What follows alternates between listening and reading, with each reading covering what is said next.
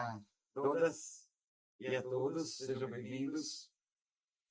É com muito prazer que eu participo desse lançamento do livro de Montesquieu, O Espírito das Leis, na companhia do Ciro Lourenço e do Tiago Vargas, que são os dois tradutores.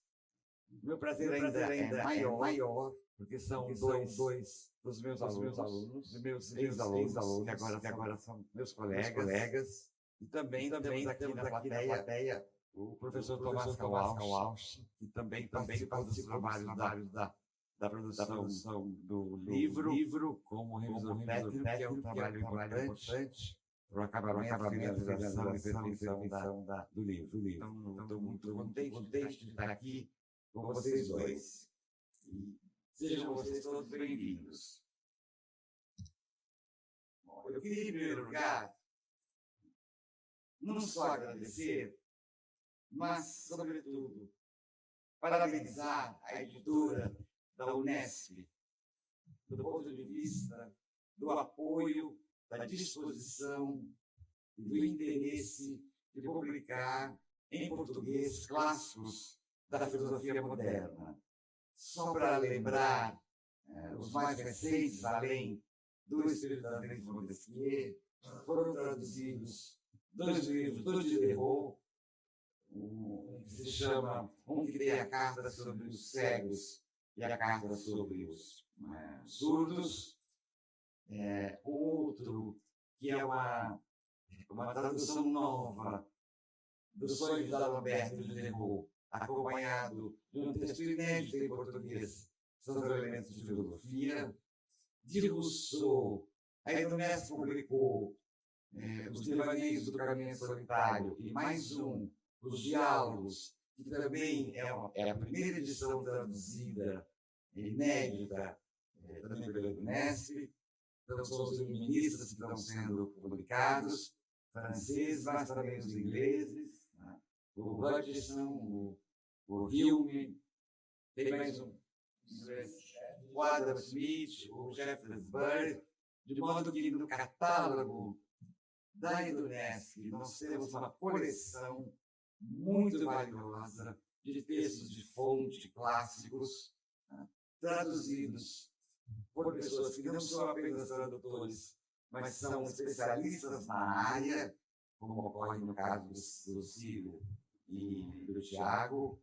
E nós só temos a agradecer e a parabenizar a Unesp. Bom, sem deixar de lembrar a coleção da enciclopédia de Diderot e D'Alembert, 6 volumes temáticos já publicados, e um 7º que deve estar para sair daqui a pouco, volumes temáticos, com uma seleção de verbetes que interessa aos nossos estudiosos. Eu penso que o trabalho de tradução de filósofos no Brasil é muito importante. Uma primeira razão, é porque nossos alunos de graduação, ao chegar nos cursos, eles não leem língua estrangeira. Então, ocorre, por exemplo, que há autores que a gente nunca ensinou na graduação porque não foram traduzidos.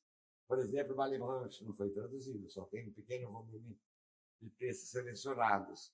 E a gente não dá curso porque o aluno não tem acesso à fonte, né? Isso é uma primeira razão. A outra razão é que, de fato, com as traduções, a gente vai produzir um vocabulário filosófico brasileiro, né?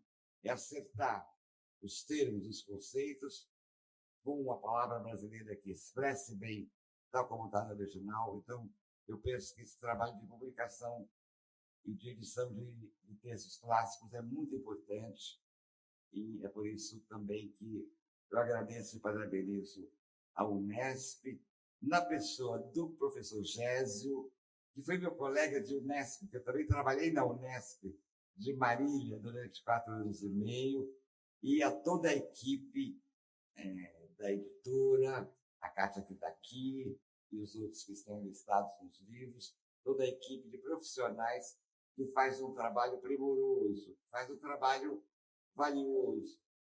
E por isso, então, eu agradeço muito. Eu vou apresentar rapidamente o Ciro e o Tiago, com algumas 2 ou 3 palavras, depois vocês podem acrescentar alguma coisa que vocês quiserem fazer. O Ciro Lourenço atualmente é professor na Federal de Uberlândia, é doutorando no programa da USP, em acordo com o Paris-1, portanto, ele está num programa de doutorado em dupla validade, e sempre se interessou pela política do 18, né? E grande tradutor, como nós podemos ver aqui no trabalho. O Tiago Vargas foi meu aluno desde o primeiro ano de graduação, fez mestrado e doutorado sob minha orientação na USP, está agora em período de pós-doutorado também na USP, sob a supervisão do meu colega Alberto Barros, né? E teve a ocasião, durante esse pós-doc, de fazer um estágio em Londres, que foi muito produtivo para o trabalho dele. Então, a gente está aqui com 2, como eu chamo, 2 meninos, eu chamo de meninos, né? E 2 meninos inteiramente qualificados para esse trabalho importante que teve esse resultado aqui. Eu vou passar a palavra primeiro para o Ciro, para o Tiago. Nós combinamos uma forma, mas eu me esqueci, para ele apresentar os aspectos do trabalho que ele gostaria de ressaltar. Em seguida, para o Ciro, que também terá coisas a nos dizer. E, em seguida, a gente passa a palavra para os nossos convidados, né?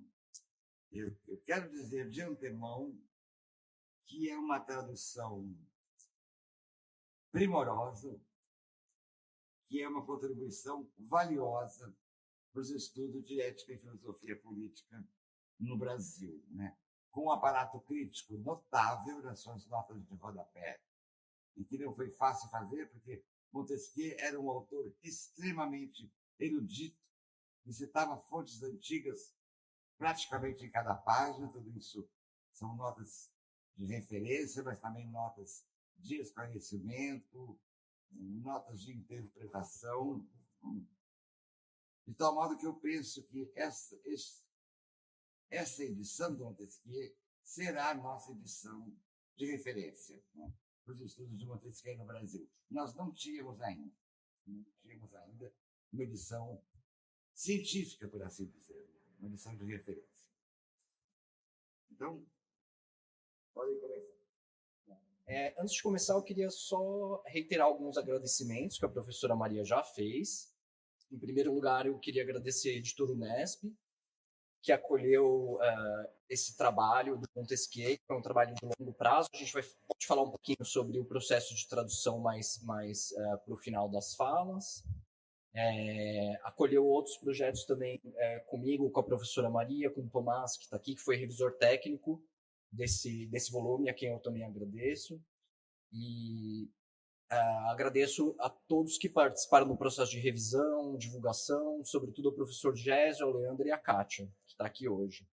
É um trabalho primoroso de edição. Também agradeço ao Tomás, que está aqui, nosso revisor técnico, que trabalhou com a gente lendo e relendo esse volume antes dele ser publicado. E agradeço a professora Maria das Graças, não só por ter aceito partilhar esse momento conosco, mas a Maria continua sendo a minha professora. Ela falou no passado que eu fui aluno, mas eu continuo sendo aluno da Maria. E ela sempre foi uma fonte de inspiração, porque a Maria traduziu muita coisa, inclusive pelo Unesp. A Maria já traduziu Diderot, já traduziu Rousseau, já traduziu uma série de outros autores. Então, eu e o Ciro, a gente agradece a Maria. Eu também gostaria de agradecer, ele não pôde estar aqui hoje, mas ao Pedro Paulo Pimenta, professor da USP, que também incentivou a gente a realizar essa tradução e nos ajudou, enfim, conversando sobre a edição. Então, na minha fala de hoje, para o lançamento, eu gostaria de focar um pouco no percurso intelectual do Montesquieu e na trajetória que levou ele a conceber o espírito das leis, como a gente conhece a versão final. Tá? Então, essa minha fala ela vai ser baseada numa apresentação que eu preparei para essa nova tradução, uma apresentação que ela é dividida entre uma contextualização histórica e uma análise conceitual numa segunda parte um pouco mais detida sobre algumas noções, sobretudo história, pluralidade e liberdade. Mas, para hoje, eu dividi minha fala em 3 momentos. Primeiro, eu gostaria de abordar um pouquinho aqui com vocês a formação intelectual do Montesquieu e os anos que antecederam a publicação do Espírito das Leis. Num segundo momento, eu gostaria de expor um pouco o trabalho de escrita e produção do livro, como que foi o processo para ele escrever esse livro. Em terceiro lugar, eu vou destacar a recepção do Espírito das Leis, como ele foi recebido logo após o seu lançamento, e vou concluir destacando alguns aspectos que eu acho que são relevantes, que são trazidos por essa nova edição do Nesp, e que vão, a gente assim espera, enriquecer a leitura e compreensão desse clássico. Tá? Então, eu começo pelo primeiro ponto, fazendo uma contextualização intelectual num período anterior à escrita propriamente dita do texto. Então, o Montesquieu ele começa, na verdade, a escrever o Espírito das Leis, e boa parte do Espírito das Leis é escrito em La Brède, que era uma pequena comuna, ainda é uma pequena comuna, que fica no sudoeste de Paris. Ele tinha uma propriedade rural, né? Ele vinha de uma família de origem nobre, e é lá que ele tem, entre os cuidados com a terra e os trabalhos rurais, ele se dedica a frequentar a biblioteca que ele tinha, onde ele reúne materiais, coleta informações e começa a, de fato, escrever o livro dele. Tá? Então, é claro que após a publicação do Espírito das Leis, o Montesquieu, antes da publicação do Espírito das Leis, Montesquieu ele já era relativamente conhecido no meio literário, porque quando ele tinha 32 anos, ele lança um romance epistolar, no qual 2 persas viajantes pela França vão registrando suas observações, que é chamado justamente de Cartas Persas. Tá? Então, esse livro, Cartas Persas, foi um grande sucesso de público. Embora elas tenham sido publicadas anonimamente, parte considerável do círculo intelectual francês sabia que quem tinha escrito era o Montesquieu, ele era o autor da publicação. Sobretudo, Montesquieu ele era membro da Academia de Letras de Bordeaux, então as pessoas sabiam que ele estava escrevendo esse livro. Ele fica animado com o sucesso das Cartas Persas, então ele começa a alimentar maiores pretensões, ele quer alçar voos maiores, ele começa então a sair de Bordeaux e frequentar Paris para circular nos meios, nos salões da sociedade letrada parisiense. Então, depois do sucesso das Cartas Persas, o Montesquieu ele começa a escrever diversos ensaios, dissertações, discursos sobre variados temas. Né? Vários desses discursos são apresentados na Academia de Bordeaux, no qual, como eu disse, ele era membro desde 1716. Inclusive, esses discursos, se eu não me engano, não estão traduzidos, mas existem volumes sobre ele em francês, mas também em língua inglesa, em espanhol, mas até onde eu sei não em português. Mas, no final da década de 20, 1720, ele começa a fazer diversas viagens pela Europa. Então, ele fica primeiro um tempo em Paris, ele mora em Paris, depois ele fica 1 ano na Áustria, ele passa 2 anos na Itália e depois ele fica mais 2 anos na Inglaterra. Então, essas impressões de viagem, ele fica bons anos viajando, né? Vão ser descritas em diários, nos quais a gente vai ler observações sobre cultura, religião, política, história, economia, descrições de personalidades com as quais ele se encontrou, com políticos, economistas, historiadores. E ele retorna para a França, ele regressa para a França, para Bordeaux, em 1731, com uma visão de mundo, então, já bastante enriquecida por esse período de viagem que ele tinha feito. Ele estava inspirado, então ele decide se reacomodar em Bordeaux, mais precisamente em La Brède, onde ele tinha um château, e começa a escrever, então, o Espírito das Leis. Tá? Então, é aproximadamente entre 1734 e 1735 que ele começa o projeto de escrita do Espírito das Leis, embora a ideia dele de publicar um tratado contendo reflexões sobre os mais variados campos de conhecimento já fosse um pouco anterior, já vinha de longa data e fruto de uma maturação intelectual. E ele mesmo conta sobre essa ambição que ele tinha numa carta datada em março de 1749, que é o ano que ele publica o Espírito das Leis. Quando ele reflete a respeito do seu livro, ele diz o seguinte, eu vou citar: posso dizer que trabalhei a minha vida inteira nele, no livro. Ao sair do colégio, puseram-me nas mãos livros de direito. Ele era um estudante de direito, virou magistrado depois. Busquei seu espírito, trabalhei, mas não fiz nada que valha. Há 20 anos descobri meus princípios e eles são muito simples. São esses princípios que ele diz desenvolver no Espírito das Leis. Então é a partir de 1734 que a gente pode dizer que o Montesquieu passa a se dedicar intensamente à escrita do livro. E um pouco mais de 10 anos depois, em 1747, com um manuscrito bastante avançado, Montesquieu ele começa a ter graves problemas de visão, no final da vida ele chega mesmo a ficar cego, o que faz com que ele vá depender, então, nos últimos 2 ou 3 anos de redação do livro, da ajuda de secretários para escrever e coletar materiais. Então é bastante compreensível o fato dele dizer a todo mundo, depois que ele publicou, que ele estava muito satisfeito de determinado, que ele achou que o livro, inclusive, ia matar ele de tanta estafa que ele tinha tido. Ele dizia até com um pouco de graça que ele se sentia feliz como um garoto que tinha acabado de sair da escola e estava livre para fazer o que quisesse. Então eu passo agora para a segunda parte da minha fala, são sobre questões envolvendo a publicação da obra. Então, naquela época, para evitar a censura real francesa, na época a França ainda tinha censura, sobretudo por abordar temas ligados à religião e à política, o Montesquieu ele opta por imprimir o manuscrito do livro em Genebra, como muitos outros autores faziam na época, tá? Sem que inicialmente constasse o seu nome. Então, assim como ele havia feito nas cartas persas, ele publica inicialmente anonimamente o Espírito das Leis, mas, evidentemente, toda a intelectualidade francesa já sabia, quem estava escrevendo um livro sobre o objeto que ele estava escrevendo, né? Um autor de um extenso livro que vai abordar análises históricas e jurisprudências, né? Ou como o próprio Montesquieu definia, ele dizia que ele estava fazendo um trabalho de historiador e jurisconsulto, e que ele escrevera um livro de direito. Então, o processo da primeira impressão do Espírito das Leis ele foi bastante conturbado. Primeiro porque os manuscritos eles tinham letras diferentes, cópias e recópias, porque, como eu disse, o final, sobretudo, ele dependeu da ajuda de secretários que reescreveram algumas partes, cortaram outras, né? Foram redigidos ou recopiados. E também, durante a impressão, Montesquieu ele quis fazer muitas adições e modificações, o que fez com que, depois de impresso o livro, fossem adicionadas várias páginas coladas, que eram chamadas de cartons. Então, a primeira edição saiu anônima com diversas erratas, se a gente puder dizer assim, né? De toda forma, mesmo com todas essas emendas, o Espírito das Leis é lançado em 48 e ele vai ter uma recepção extremamente calorosa, né? Os exemplares eles se esgotam rapidamente pela França e pela Europa, e cópias piratas, como era muito comum também na época, passam a circular nas livrarias. Então, como acontece com livros dessa natureza, desse porte, apesar do sucesso fulgurante que o livro encontrou, ele foi imediatamente acompanhado de críticas bastante duras e severas, né?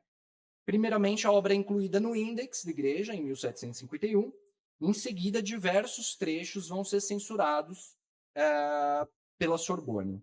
Além disso, o livro ele vai se tornar alvo de objeções dos jesuítas, do jornal de Trevoux, e também dos virulentos ataques jansenistas de um outro jornal, que era as Novidades Eclesiásticas, que vão acusar ele de, basicamente, promover o ateísmo, promover o espinosismo ou ser um sectário da religião natural, conforme eles diziam.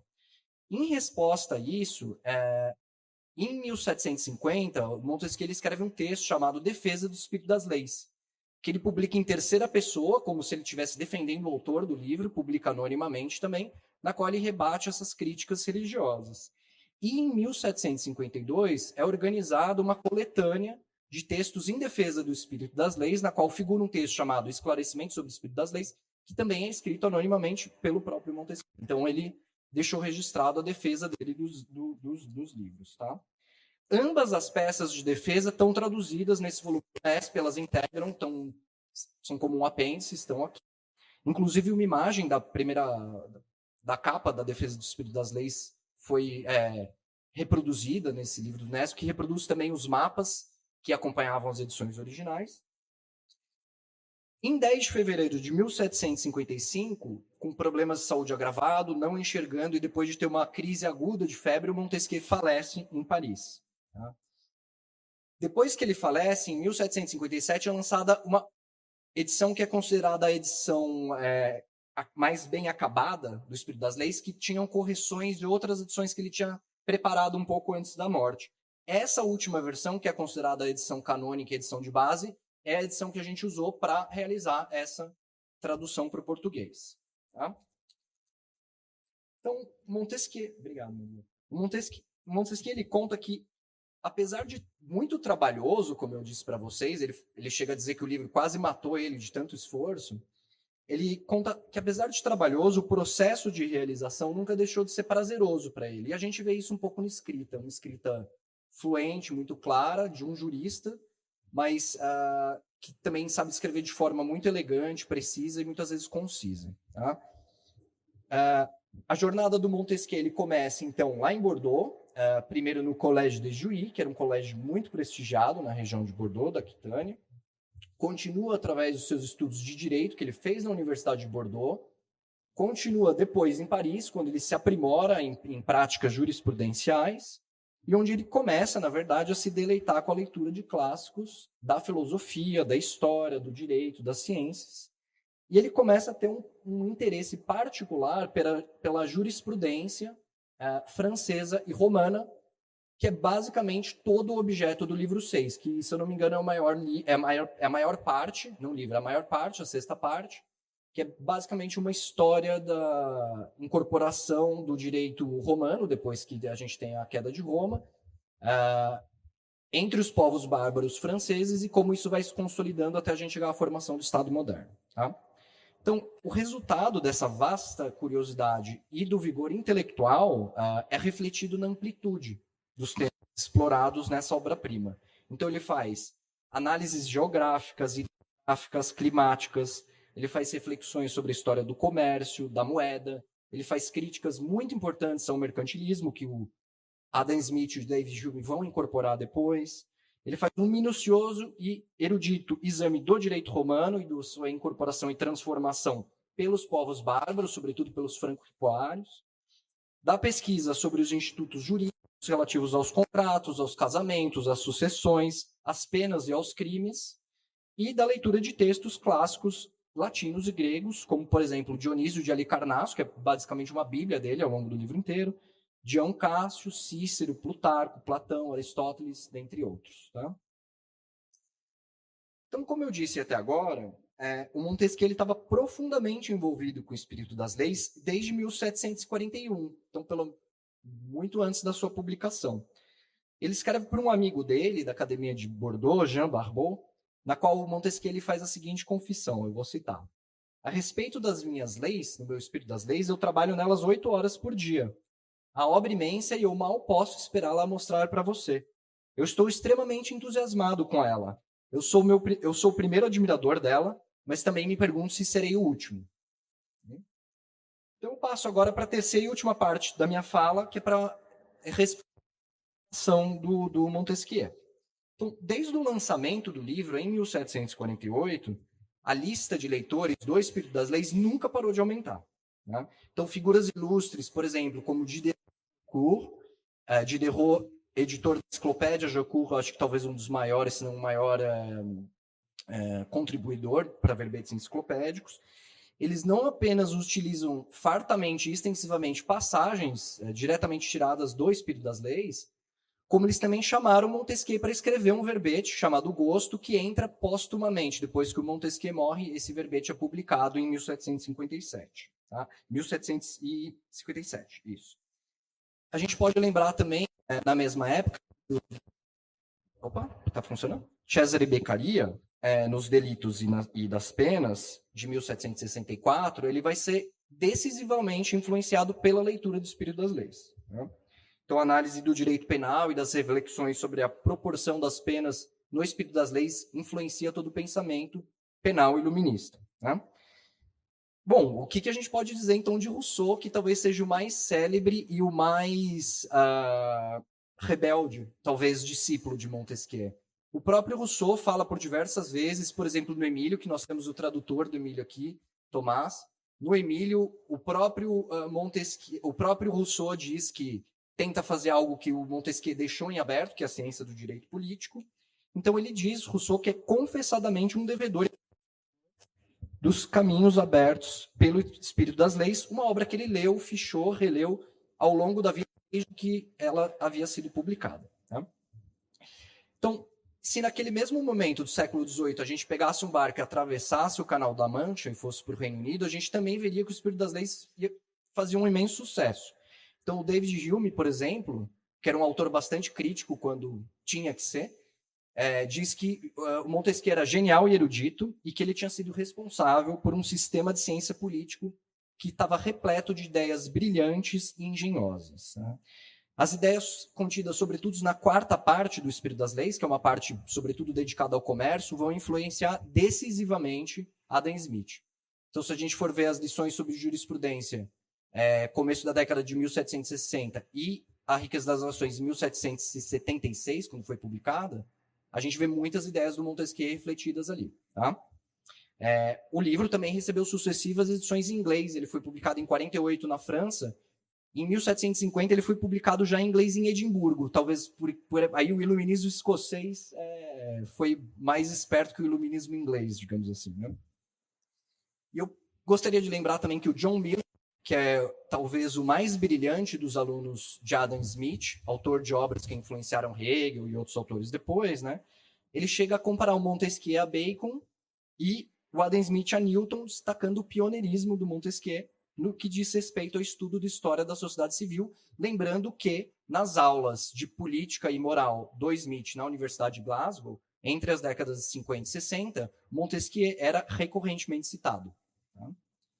Então, agora, se a gente saísse da Europa e navegasse ao outro lado do Atlântico, a gente também vai ver o Espírito das Leis se colocar como influência decisiva no contexto norte-americano. Tá? As reflexões que o livro faz sobre o modelo da confederação, né, do federalismo, modelo confederativo, e sobre o equilíbrio entre poderes, vão ser de suma importância para a formulação da Constituição americana e para políticos norte-americanos, eu diria especialmente para James Madison. Tá? Se a gente passar para o século XIX, a gente poderia lembrar vários autores. Poderia lembrar aqui que o Auguste Comte e o Durkheim dizem que ele é um pioneiro do pensamento sociológico. Né?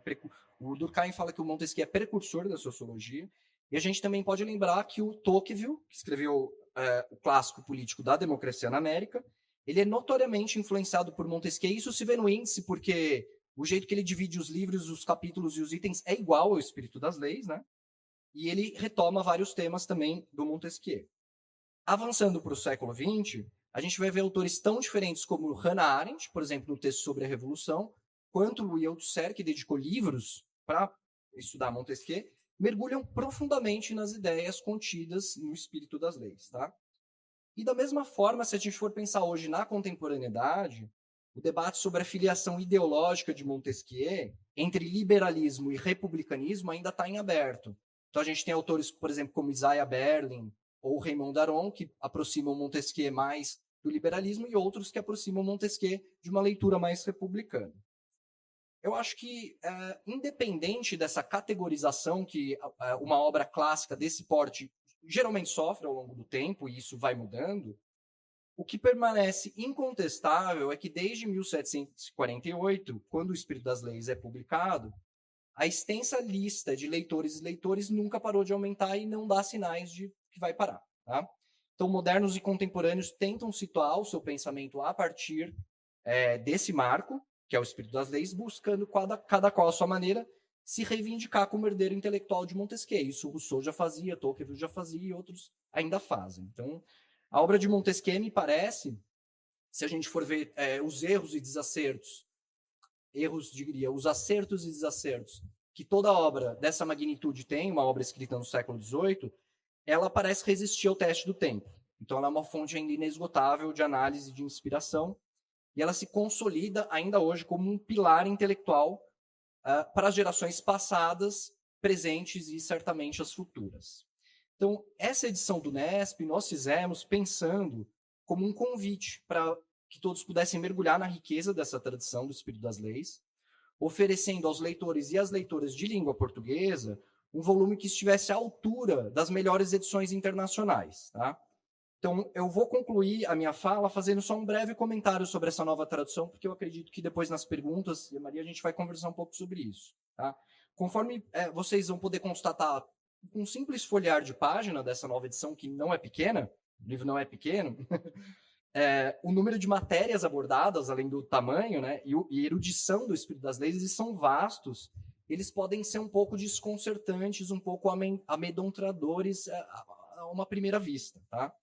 Então, sabendo dessas dificuldades que nós, como tradutores, também tivemos ao ler e traduzir o texto, visando tornar as referências acessíveis e buscando proporcionar o máximo de inteligibilidade e clareza ao texto, a gente buscou fazer bastante nota nessa tradução para ter um aparato crítico robusto, para quem é tanto interessado como para quem é especialista. Então, essas notas elas elucidam menções sobre eventos históricos, nomes de personalidades literárias, políticas, militares, históricas, jurídicas. A gente fez notas ilustrando os institutos de direito, que são fartamente utilizados, e aí a gente também traduziu, eu acho que isso é inédito no português, a gente traduziu todos os vocábulos latinos, tem na sexta parte, que são institutos romanos que ele cita das compilações de Justiniano, por exemplo, de Gesto, está tudo traduzido em nota. A gente também explica em notas alguns conceitos filosóficos importantes, como o termo ressorca ou móbil. Acho que o Ciro depois a gente pode falar um pouco sobre isso. E, além disso, nas notas, a gente colocou algumas traduções inéditas de 2 textos, que é o Meus Pensamentos e um outro caderno de notas, que é Spice Lege. Esses 2 são cadernos de notas que ele usou para a preparação dos textos. E, muitas vezes, eles elucidam algumas passagens que são editadas e tornadas mais concisas. Então, a gente traduziu essas notas, que não tem tradução em português, então inéditas no texto. E, por fim, esse volume ele conta com um índice de nomes no final, uma cronologia das 3 dinastias dos reis franceses, porque é muito importante, sobretudo para a sexta parte, imagens dos mapas que acompanhavam a edição original desde o começo. Tá? Então, tendo tudo isso em vista, a gente espera que essa edição possa enriquecer a experiência de todos que se aventurarem pelas páginas desse clássico. Então, agradeço a presença de todos que estão aqui hoje. Eu vou passar a palavra para o meu colega e tradutor, Ciro.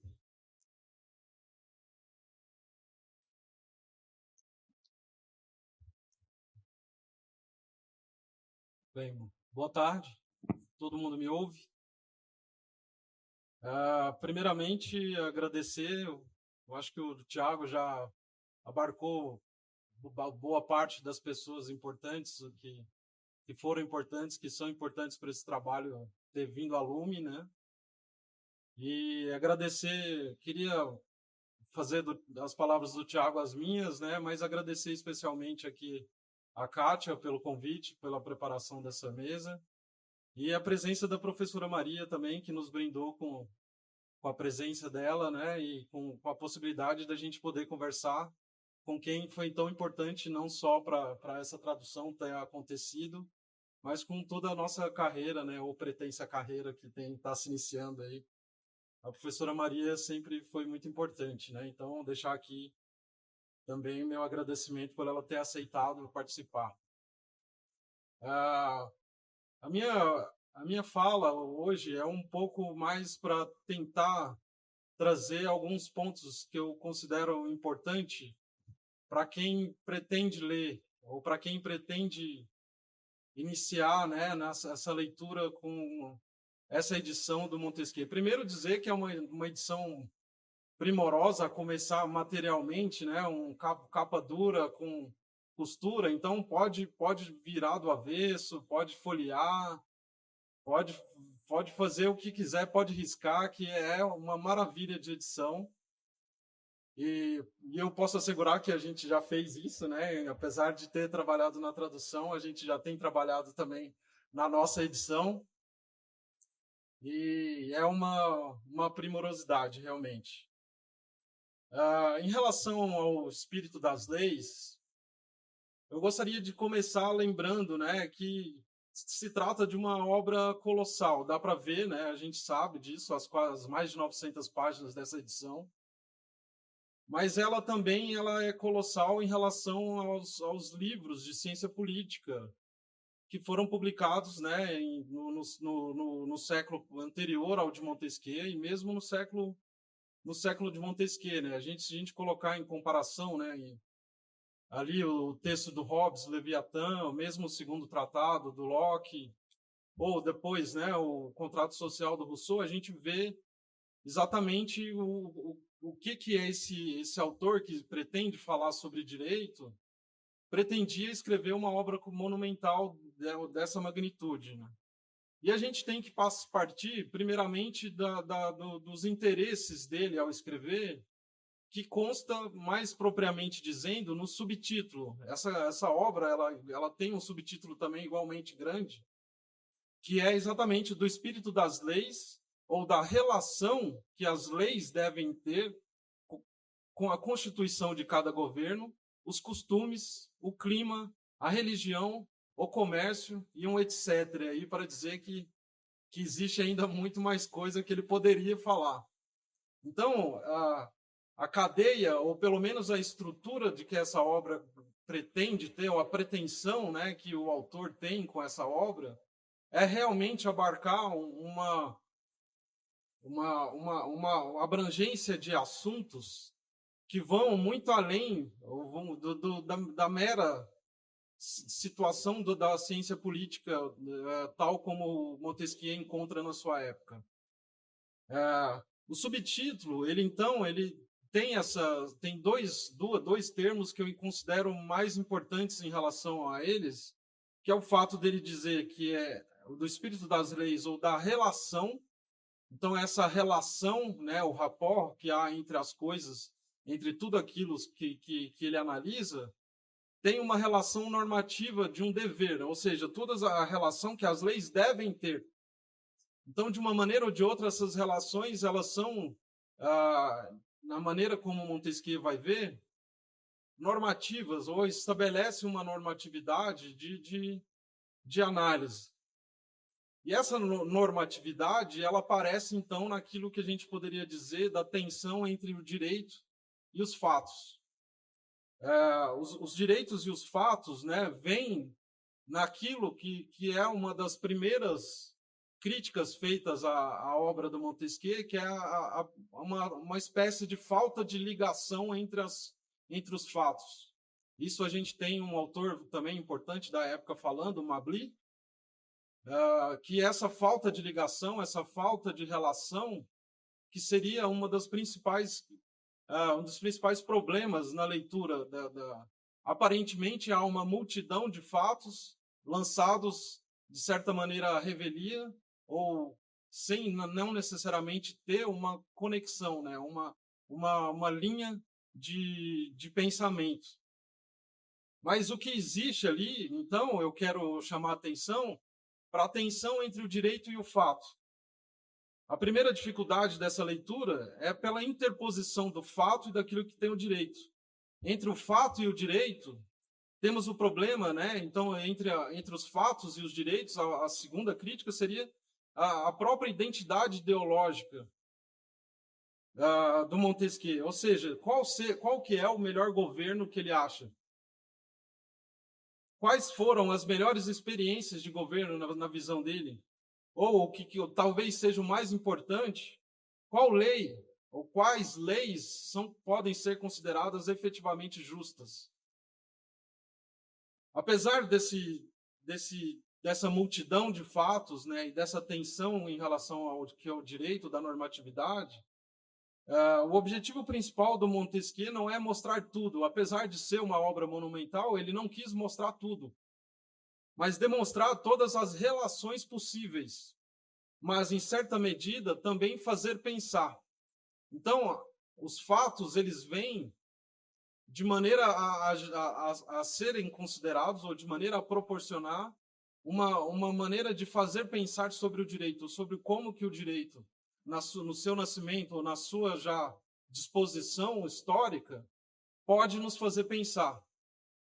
E fazer pensar, para falar das relações, né, não nessa totalidade das relações possíveis. Todas essas relações possíveis são relações possíveis de justiça, ele vai dizer logo no começo do livro, né? E essas relações de justiça são relações que ele faz questão de frisar, que são relações possíveis, mas, sobretudo, relações necessárias. São relações necessárias entre os diversos fatos que vêm sendo apresentados. Então, o objetivo dele de apresentar, e às vezes aparece parece fortuito, né? Parece não necessariamente importante para aquele capítulo que ele está tratando, determinado fato, mas no fundo é o que ele está trazendo é o quê? Uma espécie de necessidade de reflexão sobre determinada legislação ou sobre determinado acontecimento histórico. Em suma, os princípios, né, os princípios dessa ciência política não são dados desde o início, mas surgem conforme os fatos apresentam suas relações, como determinada constituição política se mostra como é, por exemplo, na determinação do clima em que essa instituição política se encontra.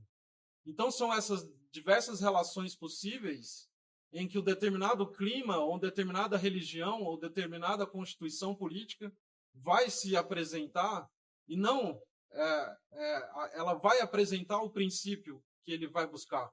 Então, o princípio determinante de um Estado despótico, por exemplo, é exatamente o princípio que surge dessas relações possíveis, seja da influência da religião nos costumes, ou como os costumes eles passam a ser a religião passa a ser os próprios costumes, etc. Descortina-se, então, né, um método experimental que coloca sob a égide de uma nova maneira de fazer ciência política, estabelecendo-se Montesquieu entre aqueles que a gente poderia chamar dos justnaturalistas e os jurisprudencialistas, né, que são, ou outra maneira de denominar os jurisprudencialistas seriam os coletadores, né, os produtores de coletânea de legislações, né? Então, assim como a coletânea, a digesta de Justiniano, os corpus iuris civilis de Justiniano, você tem o quê? Essas figuras que se dedicam simplesmente a juntar, a coletar essa jurisprudência e, no máximo, glosar, né, ou fazer alguma interpretação. De um lado, então, você tem os justnaturalistas que estabelecem os princípios de antemão e dele deduzem todo o sistema de leis, e de outros, os jurisprudencialistas que apenas comentam as leis e comentam as leis existentes, interpretando-as sem necessariamente preocuparem-se com os princípios que as determinam. Então, tem um comentador que apresentou fez, né, a apresentação dessa obra, que por acaso também é meu orientador, o Bertrand Binoche, em que ele comenta o seguinte, né, o saber inédito do espírito das leis é a racionalização da arte de governar arrancada dos caprichos de uma prudência simplesmente empírica.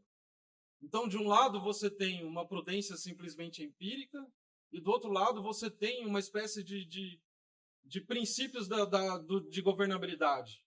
E o que o Montesquieu está trazendo para a gente é uma espécie de racionalização das diversas artes de governar. Não só a arte de governar em si, mas as diversas possíveis artes de governar. Então, dessas relações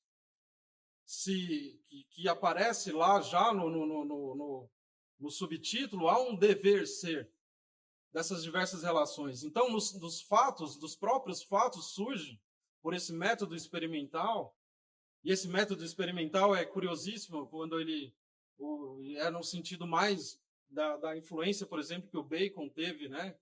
Tem no capítulo nos livros sobre o clima, o Montesquieu faz, inclusive, a experimentação tirando a língua do cordeiro, né, para mostrar como as pupilas se retraem no frio e se dilatam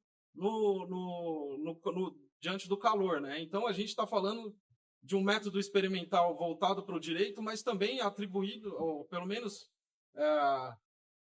que se estende também às próprias questões relacionadas ao clima, aos costumes que ele vai tratar.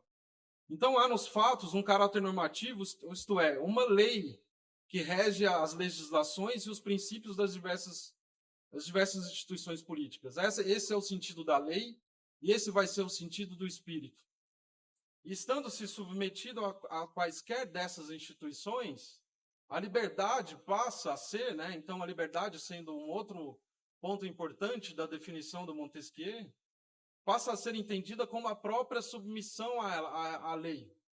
Ou seja, eu cito Montesquieu, o direito de fazer tudo o que as leis permitem. E a gente tem que lembrar, né, que ele está falando das leis tanto num sentido lato como no sentido específico da legislação das instituições políticas, mas as leis que fazem relacionar todos os seres da Terra. A própria liberdade é, assim, fruto de um saber, de uma arte política cuja base é dada pela própria obra do Montesquieu. Então, no sentido de que a liberdade não é um princípio metafísico ou teológico metafísico que é estabelecido a partir da dedução de determinados princípios, mas a própria relação entre as coisas, né, da natureza das coisas, da relação entre as coisas, entre os seres, sai o quê? Produz-se uma normatividade que ele entende por lei, e essa lei é a própria noção de liberdade. O relativismo do espírito das leis, ou mesmo aquilo que a gente poderia chamar de pirronismo histórico, né, que é bastante em voga na época em que ele escreve, no finais do 17, começo do 18, que se poderia inferir dessa obra, né, dessa magnitude de fatos, dá lugar a uma filosofia política de natureza essencialmente pluralista.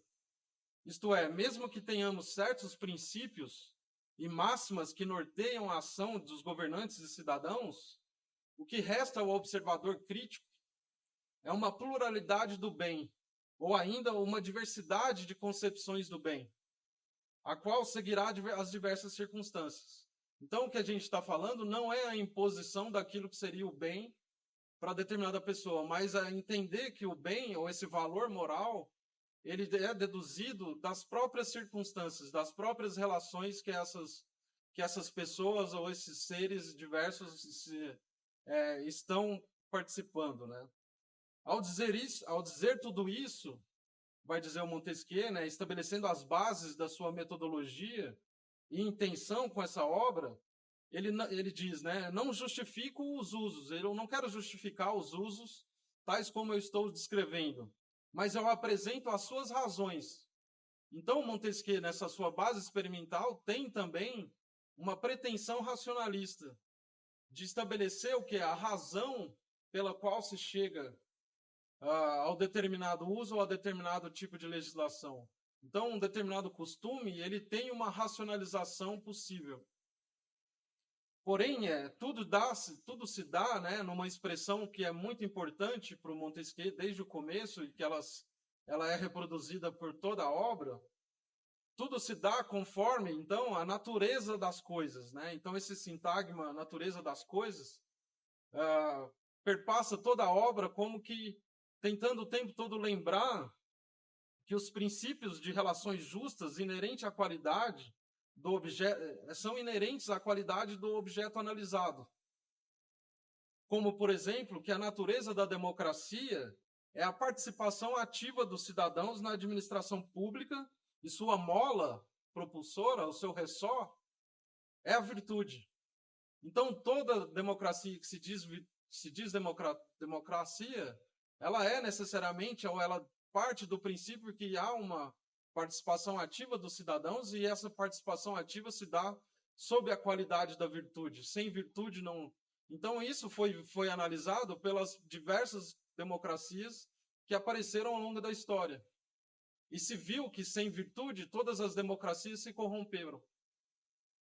Então é possível chegar ao princípio da democracia e à mola propulsora dela ao analisar a própria natureza da coisa. É da natureza da democracia isso.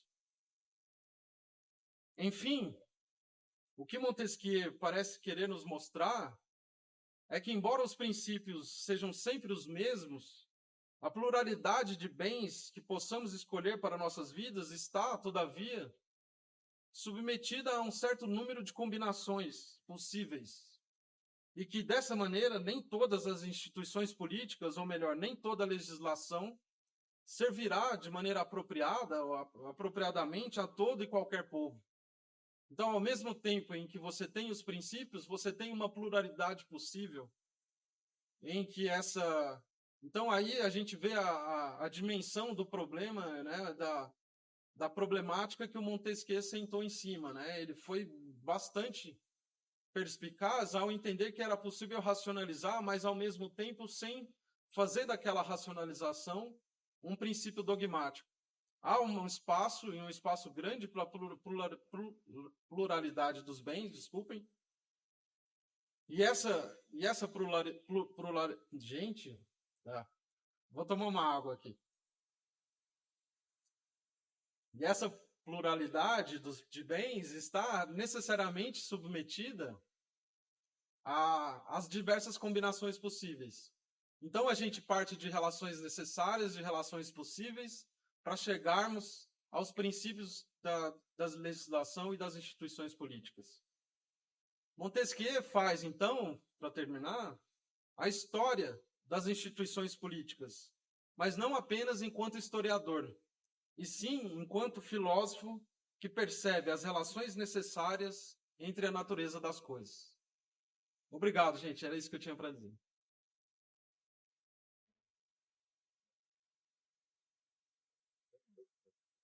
Tem o bacon.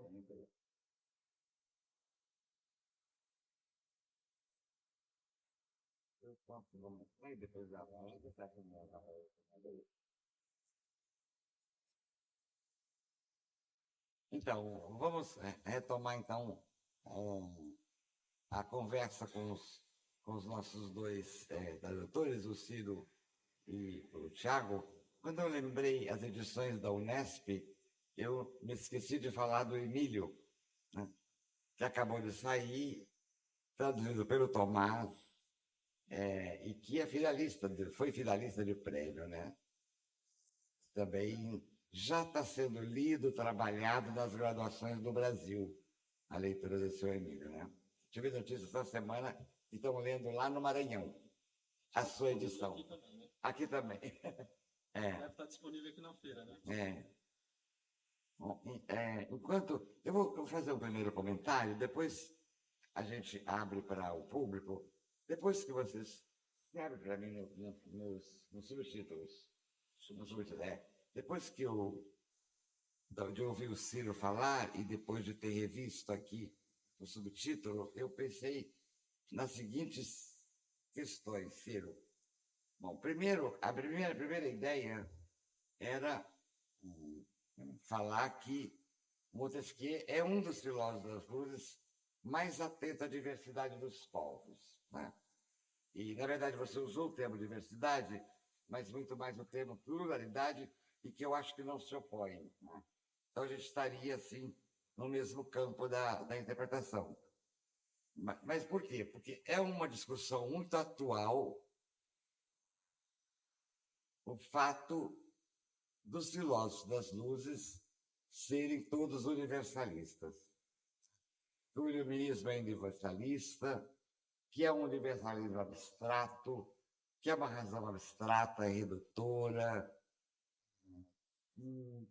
que é um falso universalismo, que seria enfim, uma expansão da cultura europeia para um âmbito universal, né? É uma coisa que eu tenho ouvido muito na discussão com os alunos e que também tem me feito pensar e chegar à conclusão que não é bem assim, né? Nós vamos encontrar autores, assim, entre os mais renomados das luzes, aqueles que de fato se interessaram pela particularidade dos povos. Um deles é o Voltaire, e é curioso porque ele é o grande universalista. Mas, na verdade, o ensaio sobre os costumes é um exame do que ele chama espírito de cada nação. Aqui é o espírito das leis, lá é o espírito de cada nação. O próprio Rousseau, no Contrato, que é um livro do dever ser, normativo, há momentos muito claros no Contrato em que Rousseau é atento para a diversidade dos povos, quando ele diz não há lei absoluta para todos os povos, né? Depende da Constituição inicial, depende do clima, depende dos costumes, da religião, assim por diante. Então, nesse sentido, o Montesquieu, eu penso que ele é um precursor, né? Quando ele define a lei como relações, e quando ele leva em consideração a geografia, o clima, e aqui tem constituição de cada governo, religião, comércio e costumes, que essa ideia de costumes é muito forte nesses autores todos. Então eu vejo Montesquieu um pensador atento à diversidade dos povos.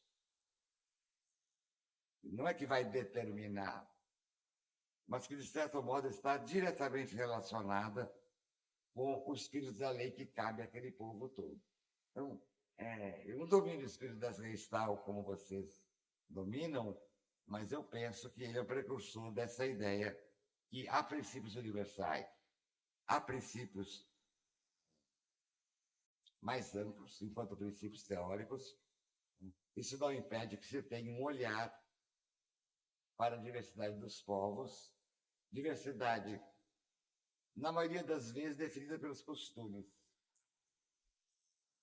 Tanto que, quando a enciclopédia define costumes, ela mostra essa relação dos costumes de um povo ligado à religião, aos hábitos domésticos, aos hábitos do trabalho, e assim por diante, e que dão, por assim dizer, a cada povo uma espécie de gênio próprio, uma espécie de espírito próprio. Você acha que isso você pode encontrar, não é? Absolutamente, Maria. Quando eu falei, por exemplo, de como que Montesquieu seria lido, né? O Tiago também mencionou isso na fala dele, se ele seria um republicano, se ele teria aderido ao republicanismo. Muitos autores depois vão ler o Montesquieu como um dos precursores de Babeuf, ou seja, de toda a orientação socialista do século XIX, e sem contar os extensos defensores, por exemplo, do Montesquieu liberal. E o que a gente vê, na verdade, é ele defendendo a particularidade dos povos. Então, na verdade, não que a determinação venha dos princípios para a terra, não venha do céu para a terra, mas é da terra para os princípios.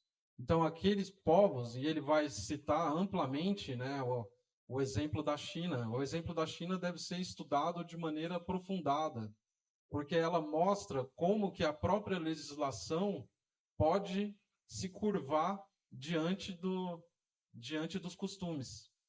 E num país em que os costumes estão misturados, por exemplo, com a religião, os países despóticos, né, os países árabes, por exemplo, ele vai mostrar que, na verdade, a religião se faz de legislação.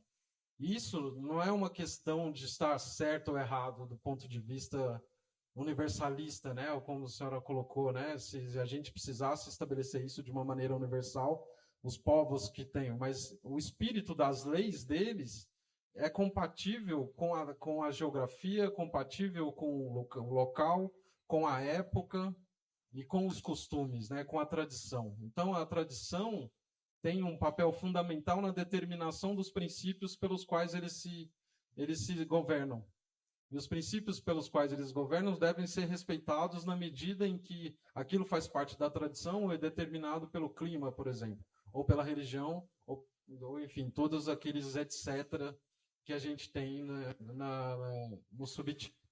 Bom, eu iria até um pouco mais longe dizendo que Montesquieu é um pouco mais brando na análise, né, de povos como os chineses do que o Voltaire.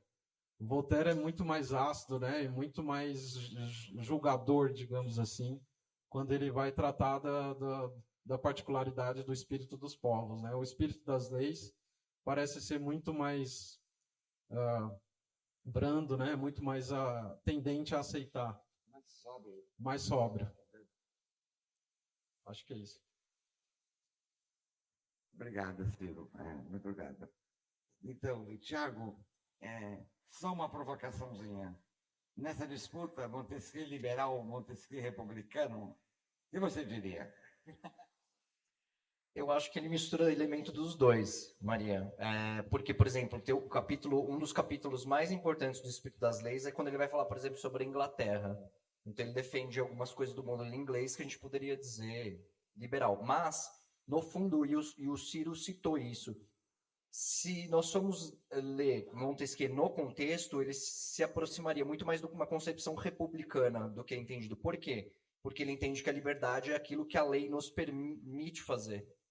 Quer dizer, ele não pensa numa liberdade negativa, por exemplo, no sentido de Hobbes, a liberdade é a ausência de impedimento. A liberdade ela é exercida desde que haja um quadro regulatório legal na qual a gente possa exercê-lo. Ou seja, ele também pensa... Isso também eu acho que tem a ver, a concepção de liberdade dele, com a teoria da... não separação dos poderes, mas da moderação entre poderes. Porque... E aí, eu já vou explicar isso porque, mas eu só queria voltar um pouco antes a essa questão, porque isso talvez vai responder o que eu vou acabar de falar. Porque quando a gente pensa em relação, a relação ela sempre precisa de dois termos. Não existe relação entre um termo só, né? Então, o próprio título, quando ele fala em relação, ele já está pensando em pluralidade, diversidade. E eu acho que o Ciro já falou muito bem, mas se eu pudesse só adicionar alguma coisa a isso, esse é um fio condutor ao longo de toda a obra, a questão de diversidade, que permeia diversos níveis, digamos assim, de análise. Eu vou ficar com um exemplo que eu conheço talvez um pouco melhor. Na parte 4, ele vai falar sobre o comércio. E ele fala que a diversidade e a viagem gera tolerância. Então, a diversidade nesse sentido é boa. Por quê? Segundo Montesquieu, e essa é uma tese controversa que o Marx vai criticar depois, que o Voltaire copia, ou o Adam Smith copia, basicamente todo mundo copia no século XVIII, depois que ele escreve isso, é que a prática do comércio abranda e modera os costumes, torna uma pessoa mais equilibrada. Por quê? Mas por quê? Qual é o contexto que ele fala isso? É no contexto das viagens e da diversidade. Ele fala, bom, os comerciantes eles vão pegar os barcos e eles vão para outros países. E eles precisam vender, independente se é para X, Y, Z. Eles não estão interessados, né? Eles querem satisfazer o interesse próprio deles a princípio. Então, eles vão viajar de barco ou eles vão pegar a carruagem e vão viajando por países para vender. Então, eles vão ter um contato rotineiro com diversos povos com costumes diferentes. E essa coabitação para vender para diversos povos diferentes vai gerar, nesses comerciantes, segundo Montesquieu, um espírito de tolerância. Alguém que está acostumado a ver diferenças. Né? Então, falando dessa... Para voltar à pergunta original e à resposta que eu estava dando, a lei e a sociedade ela é relacional também, não existe a liberdade absoluta. A minha liberdade sempre encontra uma moderação na liberdade do outro. Por isso que a lei é importante, porque a lei vai estabelecer as regras nas quais as relações de dois seres livres, que são concidadãos, vão se travar. Nesse sentido, ele é muito mais republicano do que propriamente liberal. Né? Se eu fosse ler, se me perguntassem republicano ou liberal, eu falaria mais republicano. Embora, claro, por exemplo, essa questão do comércio, economicamente falando, a gente poderia dizer que ele faz crítica aos comerciantes também. Ele fala, os comerciantes muitas vezes querem mandar no Estado, né? Mas essa é uma crítica que o próprio Smith vai fazer depois, né? A conspiração dos mercadores contra o Estado. Então, eu acho que ele tem dois elementos para pensar. Eu, particularmente, iria mais para a leitura do lado republicano. Eu tendo também a estar de acordo com você. Eu tendo também a estar do lado... Porque mesmo a admiração pela Inglaterra não faria dele um liberal, né? Não basta para isso, né? Não bastaria. Bom, se vocês quiserem, tem o microfone.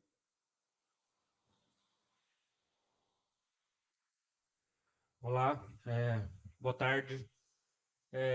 Bom, antes de mais nada, eu queria parabenizá-los, né, pela tarefa cumprida, que eu ia chamar de maratônica, mas uma maratona é uma tarefa que exige esforço por 4 horas, e isso é uma maratona de, sei lá, 1 ano e meio, né, algo assim. Então, é uma tarefa muito absorvente e realmente eu felicito vocês por a cumprirem, né? E também a Unesp está de parabéns por bancar isso, né? O que seria da comunidade de teóricos e filósofos políticos se não fosse a Unesp, talvez a Martins Fontes também, né? Preciso reconhecer. Eu tenho uma pergunta simples. Eu queria saber até que ponto, pensando no texto mesmo, né? A edição, eu já sei que tem uma série de novidades, né?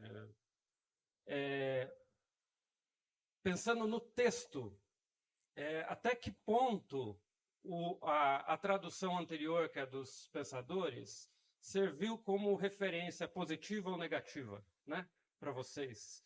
Quer dizer, se nós fôssemos descer a minúcias, eu acho que vocês poderiam ficar falando por horas aí, mas assim, pensando em termos mais gerais, é possível destacar algum elemento estilístico ou textual que esteja em contraste forte com a tradução dos pensadores? E rapidinho, só para mais uma questão.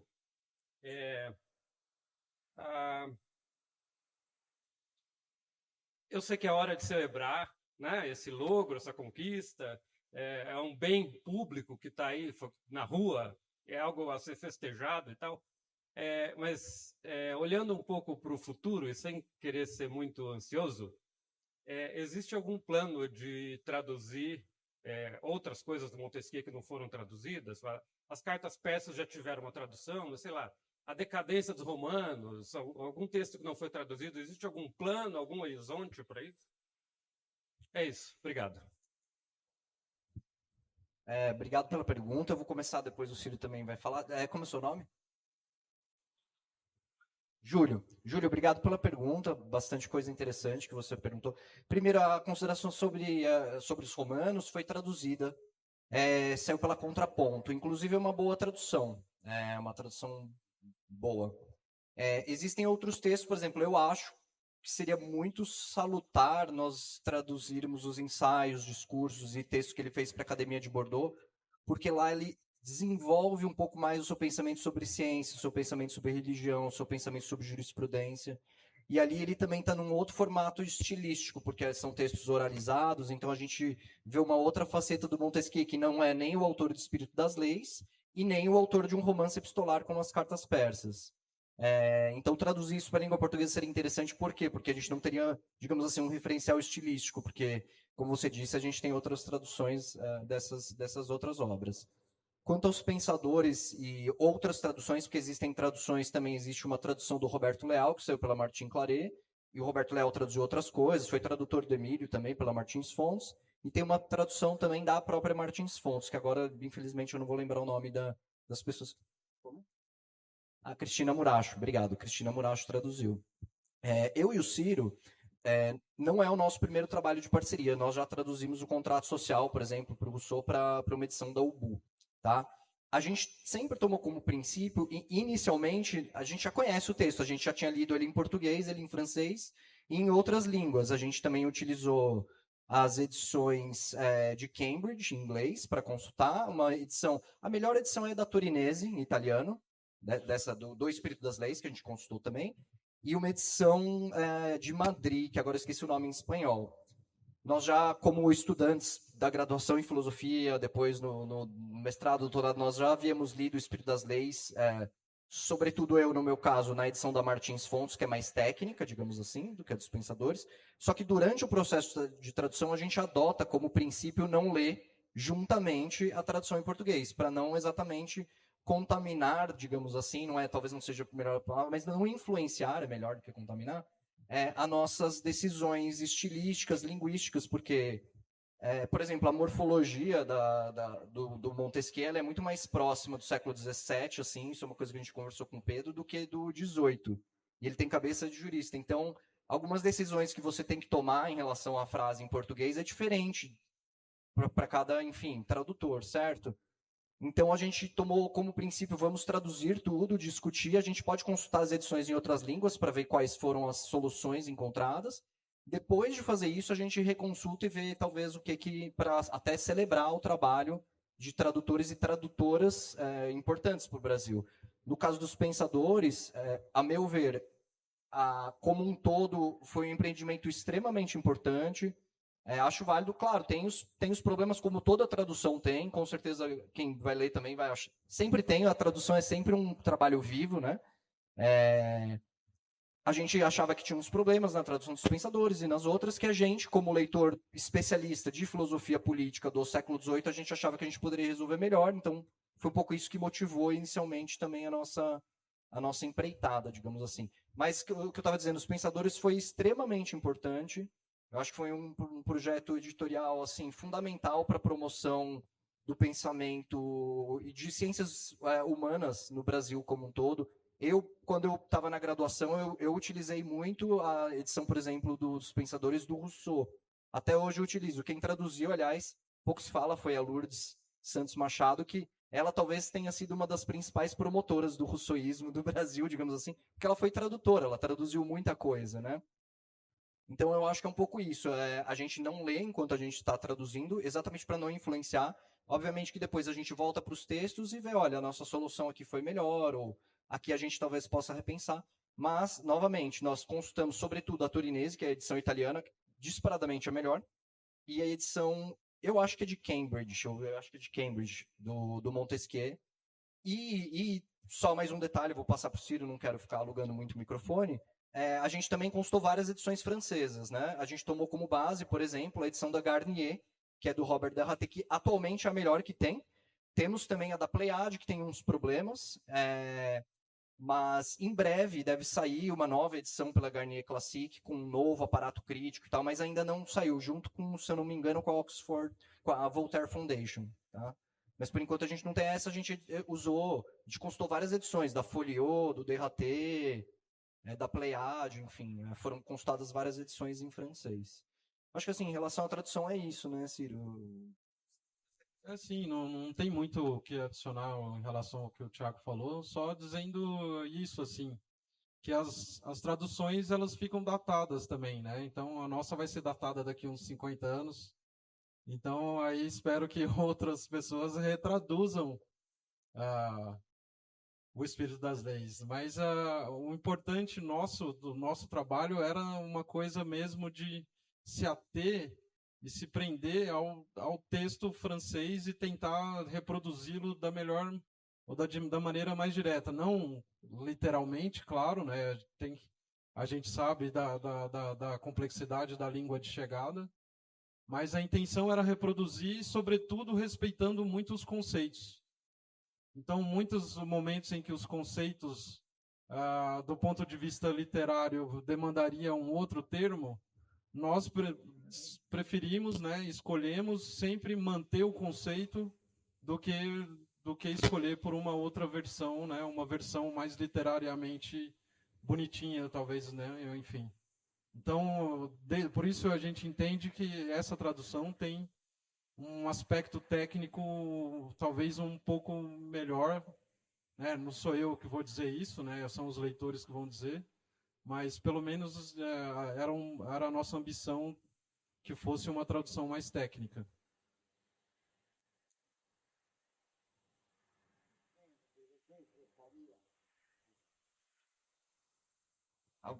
Alguém mais gostaria de fazer algum comentário? Olá, boa tarde. Obrigado pela tradução, pelo trabalho, apresentação. Uma curiosidade só mesmo, porque vocês mencionaram que agradeço a tradução, a apresentação, tudo mais, a presença, e vocês mencionaram que a construção, a natureza das coisas aparece várias vezes ao longo do espírito das leis, e é uma curiosidade, porque acende uma luzinha com relação ao epicurismo e ao materialismo do Epicuro. Teria alguma relevância isso para o pensamento do Montesquieu, para a maneira como ele se aproxima de outros povos, da diversidade das coisas, ou não? Seria algo a se levantar em relação a ele também? Então, eu não conheço nenhuma bibliografia que tenha feito essa relação diretamente com o Epicuro, com os epicuristas, mas o que eu conheço, né, o que se comentou sobre o sintagma e a natureza das coisas, é um uso muito utilizado pelos jurisconsultos. Então, você tem isso no Grotius, no Pufendorf, no Bola-Marquis, e essa, agora eu não sei do ponto de vista filosófico, acho que vocês podem dizer melhor, mas do ponto de vista da tradição do justnaturalismo, era um sintagma muito utilizado exatamente porque era a partir dessa natureza em que se poderia deduzir os princípios, né? Eu acho que eu vou falar bem rápido, que eu vou passar para a Maria, porque a Maria entende bem mais disso do que a gente. Ela entende de Lucrécio, que acho que é exatamente talvez o ponto onde você esteja querendo chegar. O Lucrécio, da Natureza das Coisas, era um texto disseminado no século XVIII. Todo mundo citava, o Rousseau e tal. Apesar disso, eu não sei em que ponto isso foi só uma expressão ou de fato foi algo que... Não que seja algo que ele não pensou, porque, por exemplo, se a gente for pensar em termos de organização da matéria, ele fala isso na parte 3, né? Quer dizer, a gente tem essas discussões sobre a organização da matéria no mundo e por aí vai, né? Tanto é assim que, não do ponto de vista epicurista, mas ele foi acusado pelos religiosos de ateísmo, materialismo, porque aproximaram ele do Spinoza, né? Mas eu acho que talvez eu responderia um pouco nesse sentido. A Maria acho que vai falar muito mais coisa, porque eu tive Rousseau na graduação, e quando a gente teve Rousseau, eu lembro que a Maria falava sobre a importância da natureza das coisas do Lucrécio para o Rousseau. Então, eu estou falando de cabeça do que eu aprendi com a Maria. Não, de fato, o poema do Lucrécio é uma maravilha. É dos textos mais bonitos da história da filosofia, e eu tive a sorte de fazer um curso com o Lebrun sobre Lucrécio, né?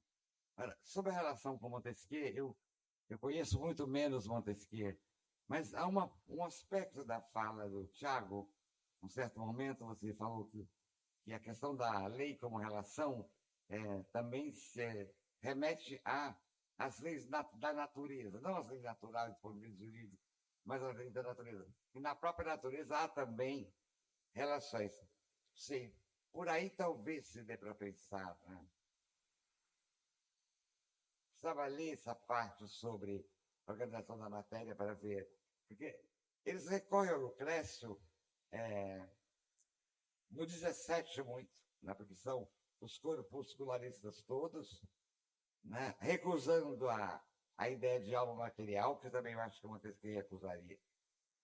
Me parece que uma ligação direta com o materialismo seria difícil de ver, mas talvez não fosse impossível procurar, sabe? Eu acho. Acho que tem uma pequena diferença, porque o Montesquieu faz dois usos. Ele fala em natureza das coisas e pela natureza da coisa. E aí, quando ele usa as duas expressões, então, quando ele fala natureza das coisas, ele está usando ela num sentido mais metafísico. E quando ele fala natureza da coisa, aí é do materialismo bem específico, do empirismo, mas para ser um pouco mais preciso, talvez. Então, a natureza da coisa existe pelas qualidades físicas dela, por exemplo. Agora, a natureza das coisas são as relações implícitas dessas coisas com a sua própria natureza. Não responde muito, né? Mas a gente cria alguns giros aqui para poder responder alguma coisa.